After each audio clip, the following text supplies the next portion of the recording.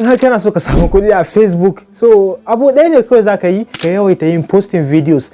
Idan kana yawaita yin posting videos zaka samu kuɗin ka insha Allah. Da yawa mutane ba wai video ɗin da ka fara posting shi ne zai kawo maka kuɗi ba, ko video na biyu ko video na uku. A'a, yawaita yin posting a cikin waɗannan videos ɗin da kake yawan posting zaka ga akwai wanda Allah zai taimake ka ya ɗaga, yana ɗagawa sai ka ga cewa daga nan shi kenan followers za su biyo baya, viewers za su biyo baya, mutane sun dinga bibiyan ka kenan, kai kuma dala ɗinka na karuwa sosai. Da kana samun $0.1 ko 0.2 sai ka ga cewa ka kuma kana samun $100 da wannan video ɗin da ka yi posting bayan wasu shekaru masu yawa ko bayan wasu watanni. Saboda haka mu yawaita posting kawai videos waɗanda za su taimaka ma al'umma, kuma original videos, ba videos anyhow ba videos daga TikTok ba ko anyhow videos, videos, original videos naka wanda ka dan yi mishi editing, ka dan yi gyaggyara shi, hakan zai taimaka maka sosai. Ku kalla video na gaba wanda ne akan hanyoyi guda uku da samun kuɗi a internet, zai taimaka maka sosai. Sai mu haɗu a video na gaba. Wassalamu alaikum wa rahmatullahi wa barakatuh.